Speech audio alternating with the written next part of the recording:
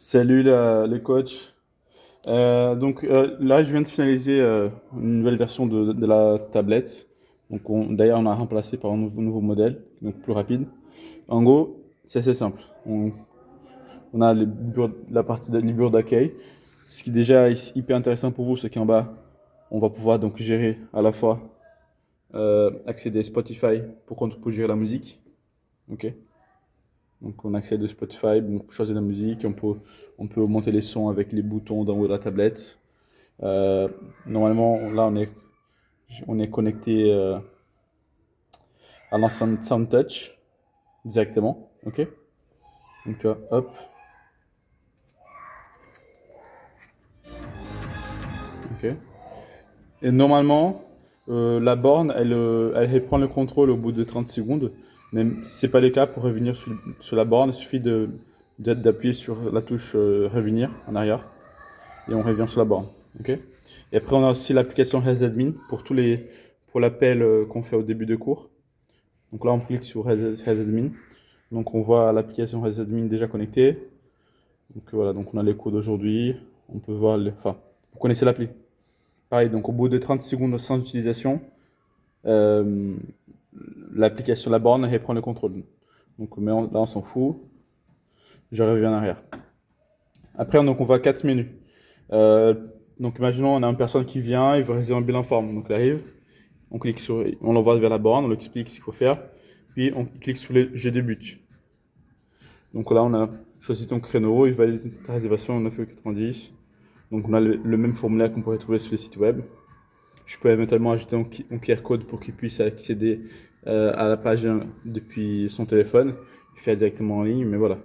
Donc il a les parcours classiques qu'il peut gérer depuis la tablette et payer avec la tablette. Enfin, en s'assistant de sa carte. Après, on va voir le dropping. Donc deux cas. Parfois, on va voir des gens qui viennent en dropping, qui, en fait, quelqu'un les a ajoutés comme invités. Donc le problème, c'est que quand on les ajoute comme invités, c'est que on ne connaît pas leur nom, prénom ni adresse mail. Ok. Donc là, on a un parcours accéléré. Donc à gauche, donc payer en dropping pour les gens qui ont déjà fait une séance et ils vont juste régler. Ok. Donc on scanne les QR codes et lorsqu'on scanne les QR codes, qu'est-ce qui va se passer?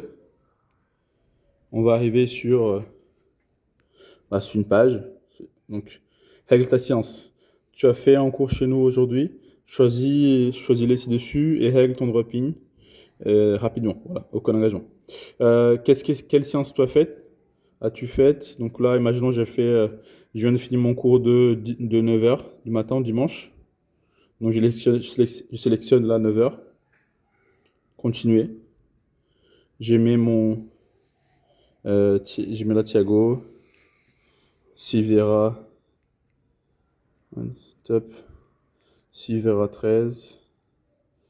Hop, j'ai mis mon email. Hop, j'ajoute là en plus. Ok. Date de naissance. Tac.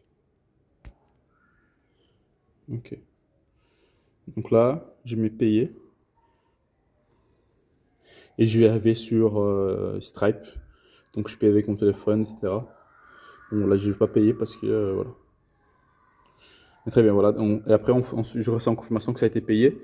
Et la personne, donc, qu'est-ce qui va se passer? Donc, il y a les comptes de la personne qui est créé automatiquement sur Azawad et les comptes enfin, le dropping qui est crédité et utilisé automatiquement dans la séance. Donc, la personne est ajoutée à la séance, mais vu que la séance est déjà passée, ce n'est pas grave s'il y a une personne de plus, une personne de moins.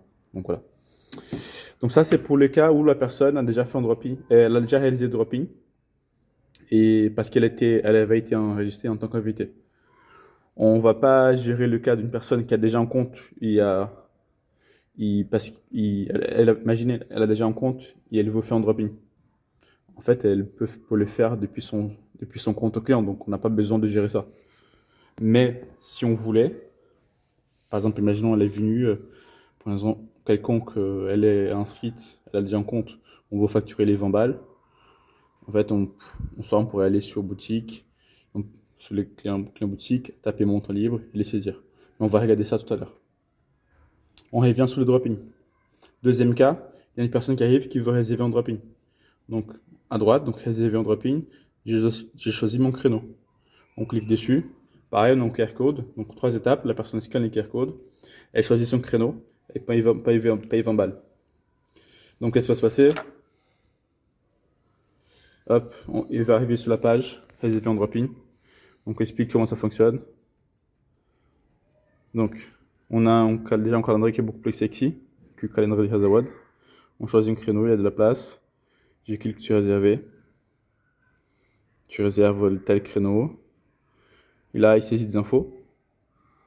Et pareil, donc il va mettre payer et réserver. Donc ça va venir, ça va renvoyer vers Stripe pour qu'il puisse payer depuis son téléphone. Et créer un compte pour lui. Et l'enregistrer au cours. Très bien. Et après, on va voir m'abonner. Donc m'abonner, pareil, donc on scanne pour s'abonner. Il scanne, on choisit l'abonnement et on paye. Tac, on scanne. Donc lorsqu'on scanne, on arrive sur cette page. Donc je veux prendre un abonnement. Tial, Sylvain, j'ai mon email. 14. Oui, hop. Top, ok. Très bien, continuer. J'ai choisi l'abonnement. L'abonnement annuel, j'en sais rien, toi. Allez, en trimestriel. Ok. Continuer. Là, je dois ajouter mes coordonnées pour prélèvement SEPA. Donc, l'IBAN CV en mensualité suivante. La première est payée par carte à l'étape finale. Donc, ça nous permet d'être sûr d'avoir l'IBAN pour le prélèvement suivant. Ok, donc on ajoute un IBAN. Bon, après, pareil, donc on va ajouter une IBAN. Et on va être. Après, ensuite, il va devoir payer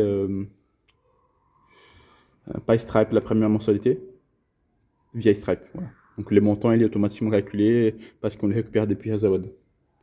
Et là, voilà, donc là, la personne s'est abonnée toute seule. Et après, enfin, on va voir la boutique. Ok. Boutique, c'est quoi? Donc en gros, imaginons, je suis là et t'as un gars qui veut acheter un truc. Donc, les matériels. Donc on a les maniques, on a les packs maniques, etc. Donc on clique sur les packs maniques. Bon, je vais pas faire ça parce que je vais pas payer 65 balles. Allez, on clique sur barre de prod, passer en caisse. Ok. Là, par exemple, je mets terminal de paiement. Là, je suis en train de me connecter au terminal de paiement. Oh, c'est pas celui-là. C'est celui qui est dans la cuisine. Faut que je le déconnecte. Ok. Mais voilà, d'après, donc, je peux payer avec la carte. Donc, j'ai annulé la transaction, donc fermé. Ça renvoie tout de suite au terminal. Après, j'ai aussi, je continue sur cet exemple. Je peux aussi payer par lien. Donc là, par exemple, ce qui est bien, on affiche le QR code.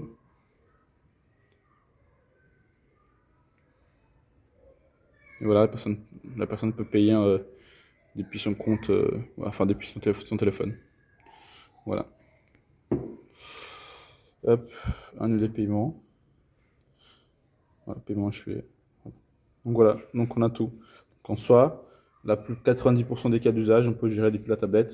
Et comme ça, l'idée c'est de la garder un peu tournée vers le floor.